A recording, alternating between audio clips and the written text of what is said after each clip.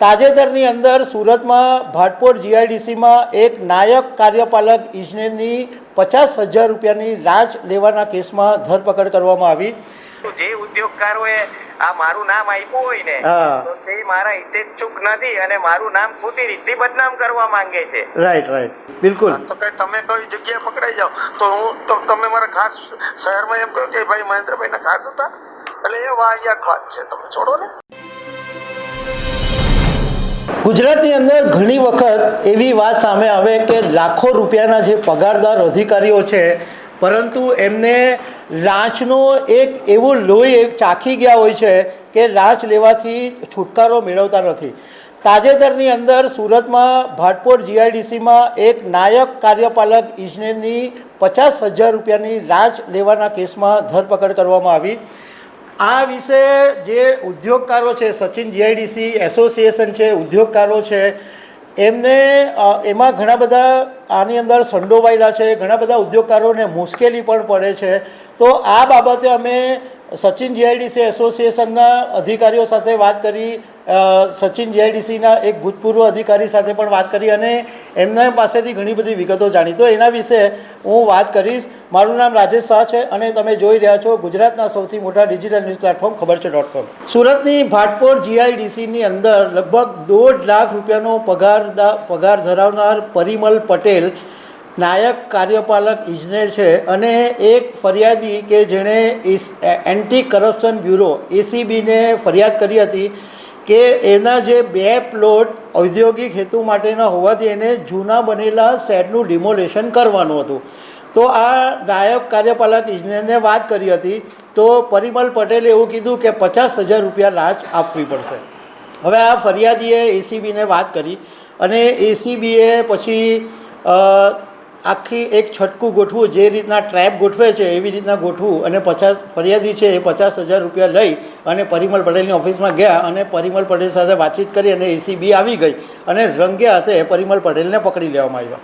હવે anti corruption બ્યુરોના DYSP R ચૌધરીની સાથે અમે વાત કરી અને એમને અમે પૂછ્યું કે અમને એવી એક વિગત જાણવા મળી છે કે આ પરિમલ પટેલની જ્યારે ધરપકડ થઈ ત્યારે એક ડાયરી પણ એમની પાસેથી મળી આવી હતી અને એમાં બધા ઉદ્યોગકારોના નામ છે જેમણે આ બધા વ્યવહારો કરેલા છે. તો આર ચૌધરીએ અમને એવું કીધું કે હજુ સુધી અમારી પાસે કોઈ આવી ડાયરી અમને મળી નથી, પણ તમે કહો છો તો અમે તપાસ કરીશું કે આવી ડાયરી એની પાસે છે કે નહીં. હવે અમે જે સચિન જીઆઈડીસીના એસોસિએશન સાથેના સંકળાયેલા જે હોદ્દેદાર છે મયુરભાઈ ગોરવાલા, એમની સાથે વાત કરી. તો મયુરભાઈએ શું કીધું એ સાંભળો. હેલો મયુરભાઈ.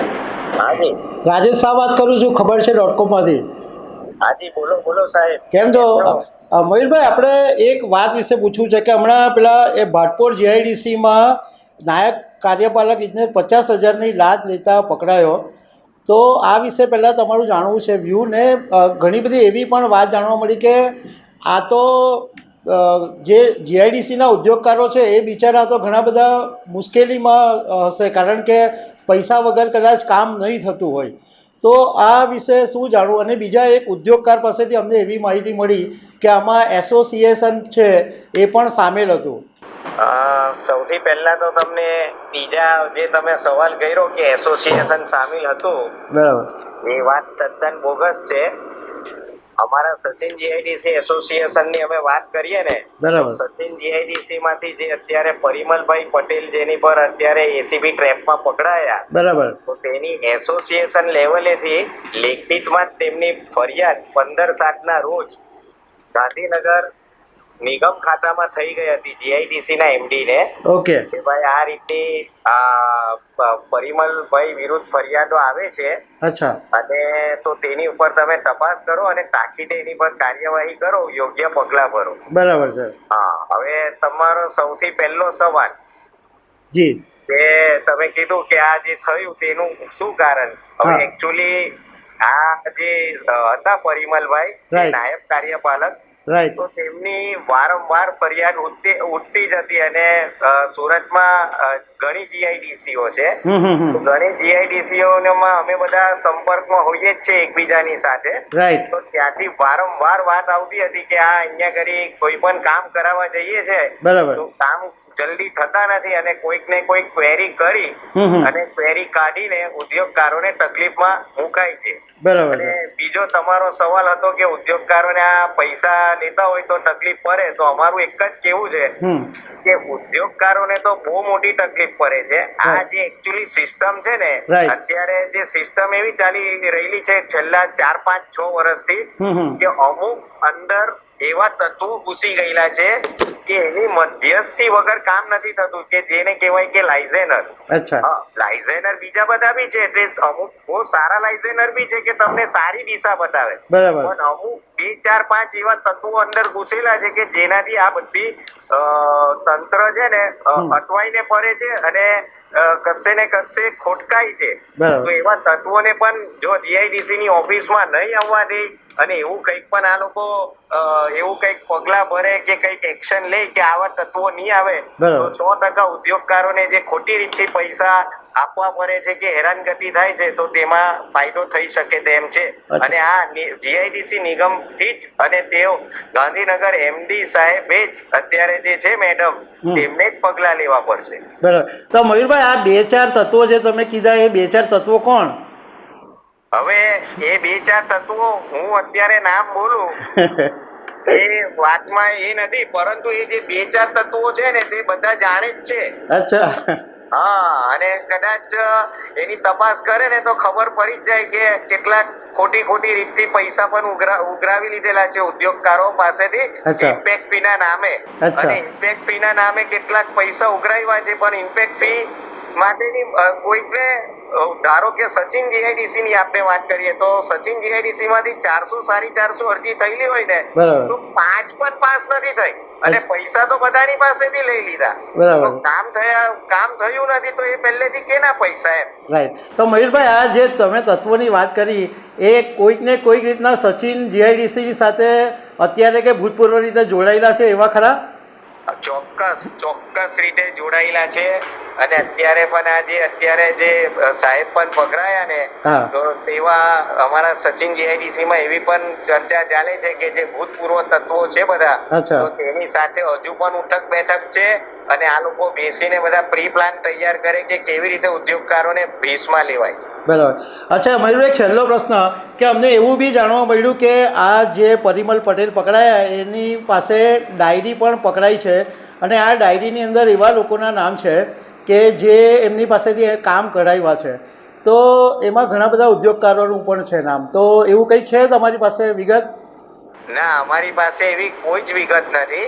અને હા, આમાં શું છે કે આ લોકોની જે ડાયરી હશે એ લોકો જે અંદર જે કામ કરતા હશે તો તે માટેની જ હતી. અને અમારી વાત અમે કરીએ તો એસોસિએશન લેવલથી ઘણી વખત અમારા લોકો તરફેથી બી હોદ્દેદારો તરફેથી બી અમારી પણ એ લોકોની સાથે ઘર્ષણ થતી હતી, પણ ઘર્ષણ થયા પછી પણ એમને શાંતિથી સમજાવવામાં આવતા હતા કે ભાઈ આ વસ્તુનો અંત સારો નથી, તમે વહેલી તકે સુધરી જાઓ અને આ વારંવાર ફરિયાદ થાય છે અને એક દિવસ આનું બહુ ખરાબ પરિણામ આવશે. એ આ પરિણામ આવ્યું. મયુરભાઈ, એક ઉદ્યોગકારે અમને નામની કહેવાની શરત એવું કીધું કે આ જે ડાયરી મળી એમાં મયુરભાઈનું એ નામ છે. હા, તો કઈ વાંધો નહીં. જો એ ડાયરીમાંથી મારું નામ જો નીકળ્યું હોય અને મને કોઈક તપાસ માટે બોલાવે તો હું એનો સાચી રીતથી જવાબ આપવા બંધાયેલો છું. પરંતુ જે ઉદ્યોગકારોએ આ મારું નામ આપ્યું હોય ને તો તે મારા હિતેચ્છુક નથી અને મારું નામ ખોટી રીતથી બદનામ કરવા માંગે છે. રાઈટ. ઓકે મયુરભાઈ, થેન્ક યુ વેરી મચ. ખબર છે .com પર વાત કરવા બદલ thank you sir. Thank you so much. Bye. એ પછી અમે સચિન જીઆઈડીસી એસોસિએશનના અને સચિન જીઆઈડીસીમાં જેમનું મોટું નામ છે એવા મહેન્દ્ર રામોલિયા કે જેમને લોકો મહેન્દ્ર દાઢી તરીકે ઓળખે છે એમની સાથે પણ વાત કરી અને એમને પણ અમે ઘણા બધા સવાલો કર્યા. તો એમણે શું જવાબ આપ્યો એ હવે સાંભળો. બોલો રાજેશભાઈ. મહેન્દ્રભાઈ, કેમ છો? મજામાં છો? બસ. હવે આ પહેલાં ભાટપુરમાં નાયક કાર્યપાલક ઇજનેર 50,000ની લાંચ લેતા ઝડપાયા. એમાં થોડી 2-4 મુદ્દાની તમારી સાથે વાત કરવી છે. એક તો કે આવી રીતના આ તો કોઈએ ફરિયાદ કરી એટલે પકડાયા, પરંતુ ઘણા બધા એવા લોકો હશે કે જેણે ફરિયાદ નહીં કરી અને એણે પૈસા આપવા પડ્યા હશે, તો એ બાબતે શું કહેવું છે? એવું તો બધા ડિપાર્ટમેન્ટમાં ચાલે છે અને લોકો એનાથી લાંચ બાબતથી લોકો ઇન્ડસ્ટ્રીઝ વાળા હેરાન પરેશાન છે. બરાબર છે. અને મહેન્દ્રભાઈ, એક અમને એક આવા ઉદ્યોગકારો પાસેથી એવી વાત જાણવા મળી કે મહેન્દ્રભાઈ રામોલિયાના આ જે છે પરિમલ પટેલ એ બહુ ખાસ માણસ હતા અને એમની ખાસ ઉઠક બેઠક હતી અને બધા કામ કરાવતા હતા, એવો એક આરોપ લાગ્યો છે. જો તમે મારી વાત સાંભળો, હું એક ચૂંટાયેલો પ્રતિનિધિ છું સચિન ઇન્ડસ્ટ્રીયલ એસોસિએશનનો. બરાબર. મારા બધા અધિકારીઓ સાથે સારા સંબંધ હોય. બરાબર. અને ઉદ્યોગકારોના કામ માટે સારા સંબંધ હોય. બરાબર. એટલે ખાસ મારા શહેરના તમામ અધિકારી મારા ખાસ જ હોય. બરાબર. એક લોક પ્રતિનિધિ તરીકે વોટથી ચૂંટાયેલો પ્રતિનિધિ છું. બરાબર. હું અધિકારીઓ સાથે ઇન્ડસ્ટ્રીના કામ માટે જતો. બરાબર. એટલે શહેરના તમામ અધિકારીઓ મારા ખાસ જ હોય. આજે તમે મને ફોન કેમ કર્યો? તમે મારા ખાસ છો એટલે જ મને ફોન કર્યો છે. બિલકુલ બિલકુલ બિલકુલ બિલકુલ. તો કઈ તમે કઈ જગ્યાએ પકડાઈ જાવ તો તમે મારા ખાસ શહેરમાં એમ કહો કે ભાઈ મહેન્દ્રભાઈ ના ખાસ હતા, એટલે એ વાહિયાત વાત છે, તમે છોડો ને. અચ્છા, અને મહેન્દ્રભાઈ બીજી પણ વાત જાણવા મળી કે આ જે અધિકારી છે એની પાસેથી એક ડાયરી પણ મળી છે, એમાં ઘણા બધા ઉદ્યોગકારોના પણ નામ છે. તો જો એસીબી છે ને, એન્ટી કરપ્શન બ્યુરો, જી, એને તપાસ કરી અને ઉદ્યોગકારોના નામ કાયદેસર એને ખુલ્લા કરવા જોઈએ. એમાં ક્યાં બહુ મોટી વાત છે? સરકારને એ પકડાઈ ગયા છે તો એસીબી એ કામ કરવું જોઈએ. ઉદ્યોગકારો પૈસા આપ્યા છે, ઉદ્યોગકારો ક્યાંથી પૈસા લાવ્યા, કેના હસ્તક પૈસા આપ્યા, એ ખુલ્લું થવું જ જોઈએ. તો ભવિષ્યમાં આવું નહીં બને. બિલકુલ. મને એક છેલ્લી વાત પૂછી લઉં કે આવી રીતના અધિકારીઓ પૈસા લેતા હોય એમાં ઘણા જેન્યુન જે ઉદ્યોગકારો હોય એ બિચારાઓને મુશ્કેલી પડે, કારણ કે પૈસા વગર કામ જ નથી થતા, એક એવી ઇમેજ ઊભી થઈ છે. તો એ બાબતમાં શું? અમે 5 વર્ષ શાસન કર્યું, કોઈ ઉદ્યોગકારી એમ કે અધિકારીને મહેન્દ્રભાઈ પૈસા અપાવડે. હાલના જે કારભારીઓ છે, હોદ્દેદારો છે, એ ખુદ જ અધિકારીઓ પાસેથી ડિમાન્ડ લઈને આવે છે કે ઇન્ડસ્ટ્રીઝ વાળા કહે છે કે આ અધિકારીને એટલા પૈસા પહોંચ્યા તમારી ફાઇલ ક્લિયર થઈ જશે. એવું કહેવા વાળા હાલના એસોસિએશનના હોદ્દેદારો છે ભાઈ. તો હાલના એસોસિએશનના હાલના જે હોદ્દેદારો છે એમાં કોણ કોણ છે મોટા માથા? હા, હોદ્દેદારોમાં છે જેટલા ચૂંટાયેલા પ્રમુખ છે, ઉપપ્રમુખ છે, સેક્રેટરી છે, નોટિફાઈડ નો ચેરમેન છે. ખુદ નોટિફાઈડ નો ચેરમેન જ યુરિયા કાંડમાં ચોરીમાં પકડાયેલો છે, પાણી ચોરીમાં પકડાયેલો છે. અચ્છા. હાલમાં જે હોદ્દો ભોગવી રહ્યો છે પેલા મિતુલ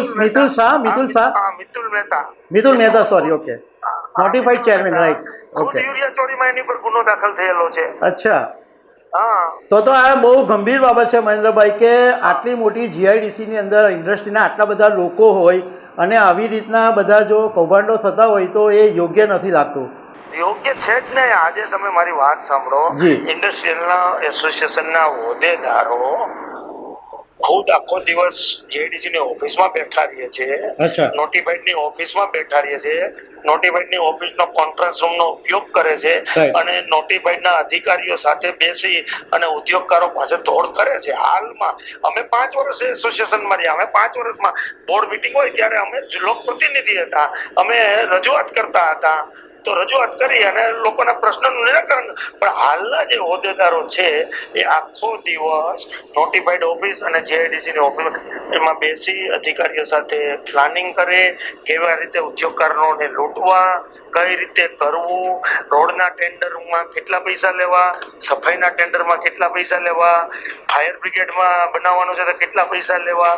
સચિન જેઆઈડીસી ના નોટિફાઈડ એરિયા ઓથોરિટી છે, એમાં વાર્ષિક 50 કરોડ રૂપિયાનું કામ થાય છે, પણ હાલના હોદ્દેદારો એમાંથી 10 કરોડનું કામ એક્સ્ટ્રા પ્લેટ જીઆઈડીસીમાં થતું નથી.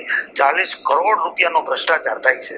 ઓહો, ઓકે મહેન્દ્રભાઈ, ખબર છે ડોટ કોમ પર વાત કરો તો આ બંને ઉદ્યોગકારો પાસેથી જે વાત જાણવા મળી એ ખરેખર બહુ ચોંકાવનારી વાત છે કે ઇન્ડસ્ટ્રીઝની અંદર કેટલા બધા કૌભાંડો ચાલે છે અને ઇવન જ્યારે આવા અધિકારીઓ પાસે પહેલાં કામ કરાવી લે છે અને પછી આવા અધિકારી જ્યારે પકડાઈ જાય છે ત્યારે બધા જ હાથ ઊંચા કરી દે છે, પરંતુ એમનો આશય પોતાના કામ કરાવી લેવાનો છે અને એ રૂપિયા આપે છે અને એ પછી આ એક એવી ટેવ પડી જાય છે કે રૂપિયા વગર કામ થતા નથી.